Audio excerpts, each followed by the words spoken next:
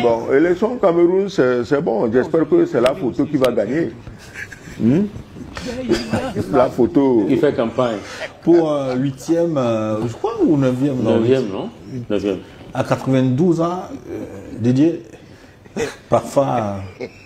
Oui, le Cameroun m'a toujours étonné parce que les postes stratégiques, les institutions, tout ça, c'est quand même tenu par des grabataires. Non, mais grabataires, on ne va pas... Oui, bon, ils sont fatigués. Didier, oui. C'est tenu par des grabataires. Non, pas et ça grabataires, marche. des personnes âgées. Attention, ça marche. Non, je dis... Qu'est-ce qui marche, non, Excellence? Non, et puis, non, attendez, c'est discutable. Ce qui marche, c'est qu'on a organisé des élections tranquillement, pacifiquement. Non, il y a des pays où ce n'est pas tenu par des grabataires. Je ne pense pas que les élections pacifiques soient la seule action qu'on peut mettre à disposition de son peuple. Une fois que vous avez gagné les élections, il faut travailler à améliorer les conditions. Bien sûr. Mais quand vous écoutez les Camerounais aujourd'hui, ce n'est pas ce qui se dit. Est-ce qu'on est physiquement apte pour diriger un pays? Non, il a une femme très vigilante, elle est derrière lui. Quand il faut saluer, soyons sérieux. Non, sérieusement, sans caricature. Non, c'est pas caricature. La femme est vigilante, elle est derrière lui. Quand il veut saluer, la femme tient les deux bras derrière, elle monte, il fait comme ça. Et puis vous avez vu. Mais le problème, c'est que ça marche. Est-ce que tu connais beaucoup de pays où une histoire comme ça peut marcher? Attends, tu imagines au Togo, un homme de 92 ans, suivi par sa femme, qui l'aide à lever la main. Rien que pour saluer, on l'aide à lever la main.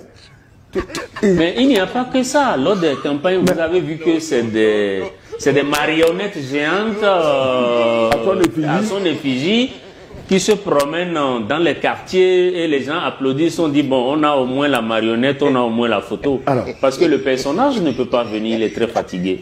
Donc, quand vous voyez des choses comme ça, on peut en rire, mais ce n'est pas une bonne image que l'Afrique est en train de projeter à la face du monde. Et moi, en tant que transformateur social, je suis parfois gêné par des comportements de certains dirigeants en Afrique. Parce qu'aujourd'hui, malheureusement, sur n'importe quel continent où vous allez, le peuple noir est le seul peuple qui a encore besoin de réclamer une dignité, de réclamer, voyez-vous, une certaine considération.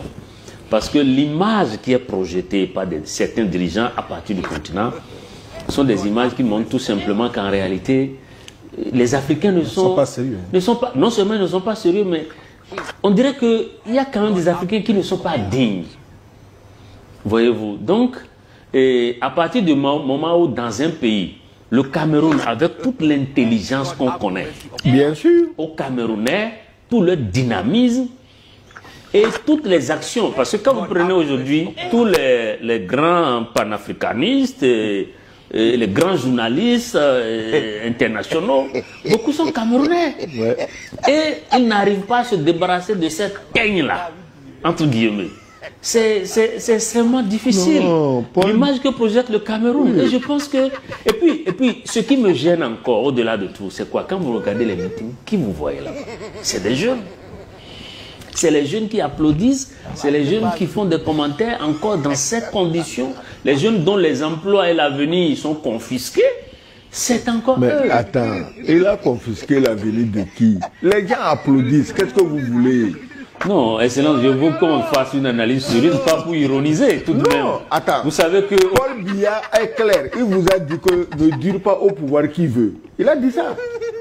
Et comme tu l'as souligné toi-même, est-ce qu'il y a un pays où il y a plus d'hommes journalistes intelligents qu'au Cameroun? Moi, je n'en connais pas. Hein. Moi, j'ai des amis camerounais, je les connais. Bon, il faut qu'on regarde les statistiques. Mais le Cameroun regorge de beaucoup d'intellectuels dans tous les domaines. Des intellectuels du tonnerre, ces gens-là. Alors, si ça se passe chez eux comme ça, tu es sûr que c'est la faute au vieux Paul Biya? La faute est quelque part. Oui, justement, c'est là où se trouve la faute que nous recherchons. Hein? C'est la faute que nous recherchons. La faute est où? Bon, il était déjà répondu. Pour une fois, Excellence, c'est dépassé. Non, comment je ne suis pas dépassé? J'étais déjà répondu qu'il a une femme qui fait son travail. Au lieu que ce soit lui qui lève les mains de la femme, c'est la femme qui lui lève la main. Alors, bonjour Gilles, je pense que les pays de